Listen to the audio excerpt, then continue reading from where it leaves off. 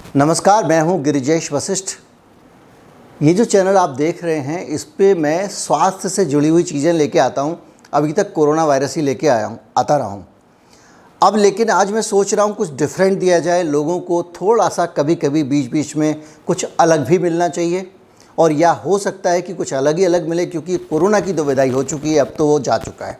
उसमें कुछ ज़्यादा लगता नहीं है कि अब वापस आने वाला है। फिर भी जो अपडेट आता रहेगा मैं देता रहूँगा। और ऐसा भी नहीं है कि कोरोना को मैं ख़त्म भी करने वाला हूँ। लेकिन आज मैं एक ऐसे विषय पे बात करने वाला हूँ जिस पे बात करने में सबको आनंद आता है।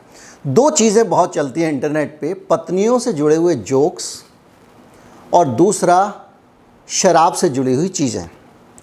लेकिन ये मनोरंजन के लिए वीडियो नहीं है। आज मैं आपको ये बता देने वाला हूँ कि लिटिल कितना ड्रिंक काफ़ी है, कितना पीना चाहिए, क्या हद होनी चाहिए पीने की, इस पे चर्चा करेंगे। हो सकता है कोई हद ही ना हो सकता है जो भी है वो वैज्ञानिक रिसर्च क्या कहते हैं वो सारी चीज़ें सामने लेकर आऊँगा। कुछ नए रिसर्च भी हैं, कुछ बड़ी जानकारियाँ भी हैं, कुछ जानकारियाँ डराने वाली हैं। मुझ पे आरोप लगता है मैं डराता रहता हूँ। कहीं मत जाइए, चैनल को सब्सक्राइब कर लीजिए, बातचीत आगे बढ़ाते हैं।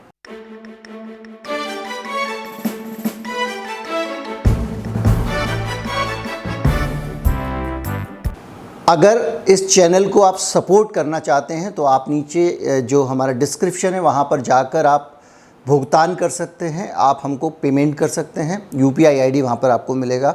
अगर आपको बारकोड स्कैन करना है तो जहाँ पे ये ख़त्म होता है वीडियो, हर वीडियो के अंत में एक बारकोड लगा होता है जिसके ज़रिए आप भुगतान कर सकते हैं। अब जो बात हम करने वाले थे अल्कोहल की, तो हम ये जानने की कोशिश करते हैं। पहले मैं आपको बताऊं, जो आम तौर पे परसेप्शन हमारी सोसाइटी में, हम सब लोगों को लगता है कि थोड़ी थोड़ी शराब पीने में कोई ख़राबी नहीं है। कुछ लोगों को लगता है कि भाई थोड़ी ज़्यादा भी चल जाती है। कुछ लोग कहते हैं 1 पैग लेना चाहिए, कुछ लोग कहते हैं 2 पैग लेना चाहिए, कुछ लोग कहते हैं कि भाई इतनी मत पियो कि नाली में पड़े रहो, कुछ लोग कहते हैं ये आदमी तो टैंकर है, इससे दूर रहो, कुछ लोग कहते हैं ये बेवड़ा है, और कुछ लोग कहते हैं कि शराब पीना पाप है, इसको हाथ भी मत लगाओ। ये अलग अलग तरह की विचारधाराएं हमारे समाज में गूंज रही हैं। और जो पीने वाले हैं उनके अंदर भी अलग अलग तरह के विचार हैं।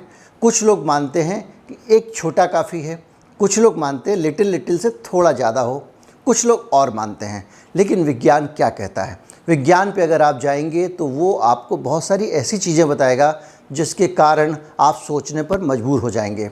सबसे बड़ा मसला जो वैज्ञानिक करते हैं वो ये नहीं देखते हैं कि आपने कितना पिया, वो दूसरी चीज़ ये भी देखते हैं कि आप कितना फ्रीक्वेंटली पी रहे हैं।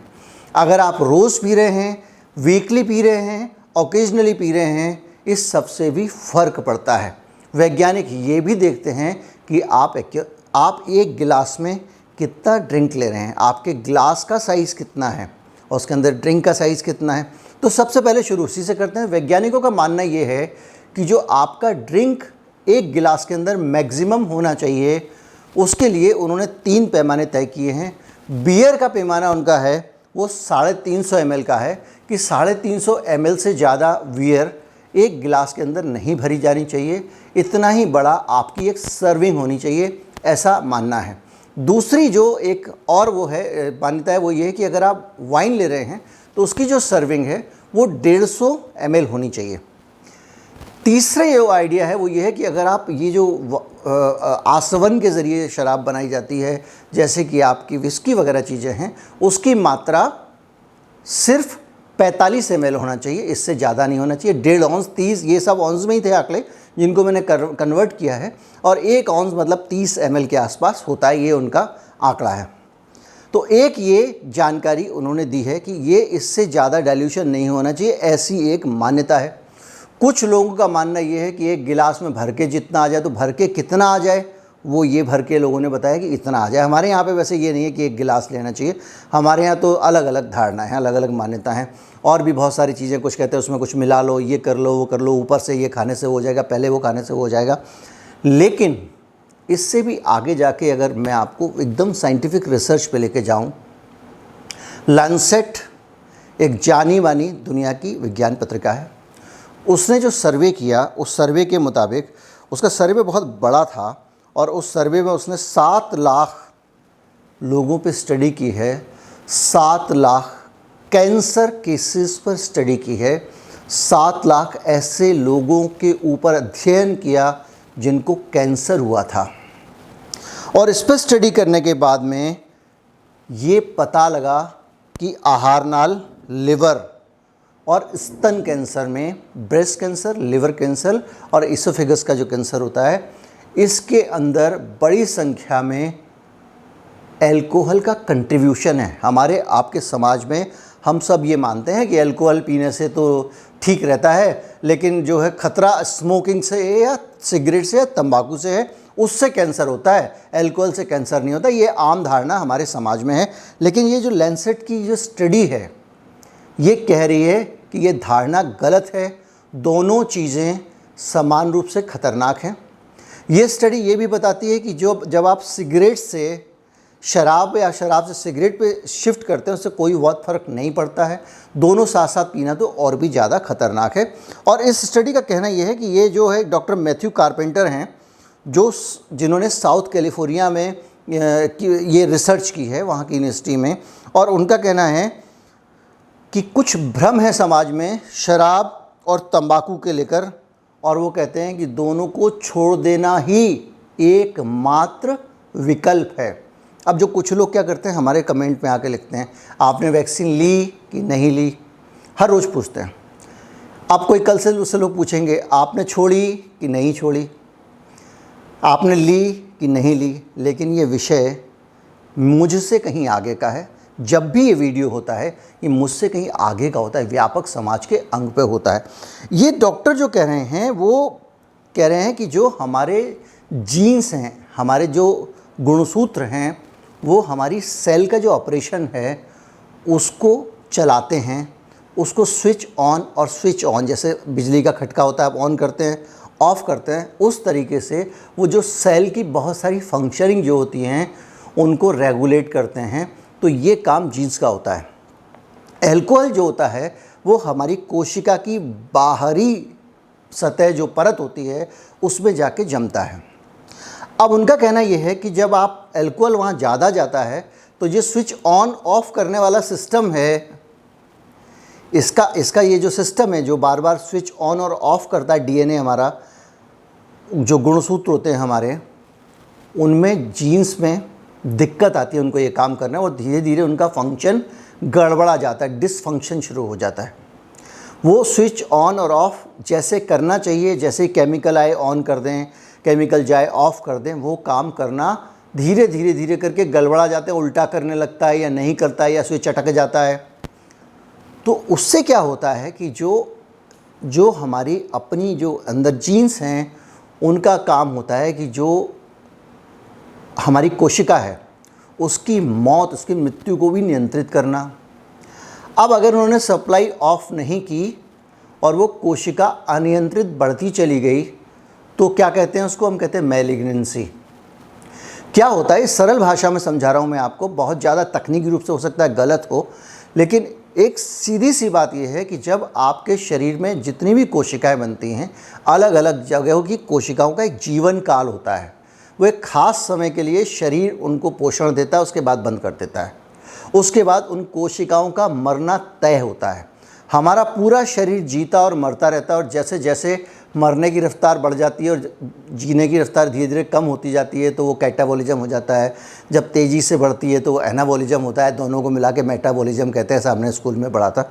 तो वो जो है आपकी जो रफ्तार है उसके सेल के मरने की, जो हमारी कोशिकाओं को मर जाना चाहिए, जब वो नहीं मरती और एक अपने तय समय से ज़्यादा जीने लगती हैं और दूसरी कोशिकाओं में भी वो खराबी पैदा होने लगती है और वो बढ़ने लगती हैं, तो शरीर का पूरा अनुशासन जो होता है वो ख़राब हो जाता है, डिसिप्लिन ख़राब हो जाता है। जैसे रामलीला में रावण मरने से मना कर दे, फिर कुंभकर्ण भी मना कर दे, उसके बाद वो राम जी में ही 2 मारने लग जाएं, तो क्या होगा, हमारी रामलीला पूरी ख़राब हो जाएगी।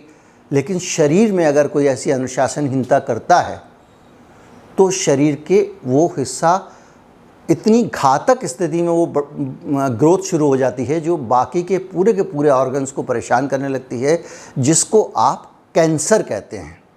और वही कैंसर होता है जिसको आप जब वो डिसिप्लिन से बाहर ही हो गया तो शरीर में आप कोई भी गोली दवाई दोगे उसकी बात सुनता नहीं है, तो वो काबू ही नहीं आता, वो अपने धुन में बढ़ता चला जाता है। तो जो स्विचिंग ऑन और ऑफ करने का सिस्टम है, कैंसर को बनने से रोकने या नहीं रोकने, समय पे सेल को मरने का आदेश देने वाला काम है, वो काम हमारे शरीर का वो सिस्टम गड़बड़ा जाता है। किससे? अल्कोहल पीने से। जितना फ्रीक्वेंटली आप अल्कोहल का सेवन करते हैं, डेली कर रहे हैं, कई लोग शाम को 4 बजे ही शुरू हो जाते हैं, तो इस तरह की जो चीज़ें होती हैं वो चीज़ें धीरे धीरे करके आपको मृत्यु के नज़दीक ले जाती हैं। तो क्या कह रहे हैं, रिसर्च क्या कह रहा है? रिसर्च ये कह रहा है कि फ्रीक्वेंसी पीने की वो भी मैटर करती है, वो भी मायने करती है, लेकिन सलाह यही है इन 7 लाख लोगों के स्टडी के बाद में जो लांसेट में प्रकाशित हुई है। और वो स्टडी ये कहती है कि आप अगर अल्कोहल लेते हैं तो आप अपनी ज़िंदगी के साथ में वही रिस्क ले रहे हैं जो आप स्मोकिंग करते हुए लेते हैं। इसलिए कोई अगर ये कहता है, बहुत सारे डॉक्टर कहते हैं, हमारे देश का एक बहुत बड़ा अस्पताल है मेदांता अस्पताल, उसके जो चीफ़ हैं डॉक्टर साहब, उनको भी मैंने टीवी पे सलाह देते हुए सुना है कि थोड़ा थोड़ा लिया करो, हार्ट के लिए ठीक रहता है। लेकिन ये जो स्टडी है ये लेटेस्ट है, वो डॉक्टर साहब का ज्ञान हो सकता है किसी ज़माने का हो, और ये कह रही है कि ऐसी गलती मत करना। कैंसर होने के पीछे अल्कोहल की एक भूमिका है।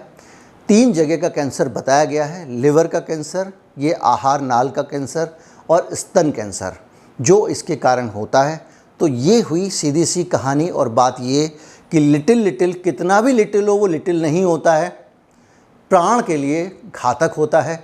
इसलिए जब भी आप गिलास को हाथ लगाएं तो इस चीज़ को याद रखिएगा कि ये जो आप कर रहे हैं ये वो आपका जो स्विच ऑन और ऑफ़ वाला सिस्टम है ना, उसको आप ख़राब कर रहे हैं।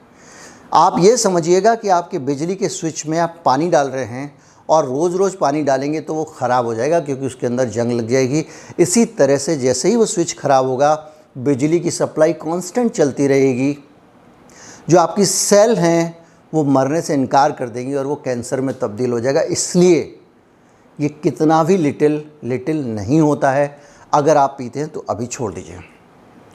दूसरा, कभी भी किसी भी मामले में और किसी भी नशे को कम मत समझिए। हर नशा एक नशे से दूसरे नशे की तरफ लेकर जाता है। जो 3000 किलो अगर ड्रग पकड़ी जा रही है तो उसकी वजह यही है कि वहाँ उस ड्रग की तरफ लोग ऐसे नहीं गए कि किसी ने आके उनको इंजेक्शन लगा दिया, ज़बरदस्ती पिला दी। वो सिगरेट और शराब और ड्रग्स, ये तीनों एक दूसरे को कम्प्लीमेंट करती है। ये भी एक नया जो रिसर्च है वो आया है कि ये तीनों एक दूसरे की तरफ लोगों को प्रेरित करती हैं। तो अगर आप इन नशों से दूर हैं तो आप ये मान के चलिए आप बचे हुए हैं, वरना आपको ड्रग्स पे जाने में देरी नहीं लगेगी। ये भी रिसर्च कहती है। इस रिसर्च पे अगर मैं हो सका, चूँकि अब शाहरुख खान का बेटा जो है वो एक क्रूज़ पे एक रेव पार्टी चल रही थी, आज की खबर जो है, उस पार्टी के सिलसिले में उसको गिरफ़्तार किया गया है। असल उस रेव पार्टी के लिए जो मुझे समझ में आया खबर से, शाहरुख खान का बेटा उस रेव पार्टी के लिए ब्रांड एम्बेसडर था। बेहद नई कंपनी थी। अभी हफ्ता 2 हफ्ता पहले एक कंपनी शुरू होती है, क्रूज़ स्टार्ट करती है और उस पर रेव पार्टी शुरू कर देती है। ये तो अपने आप में अद्भुत कमाल की चीज़ है।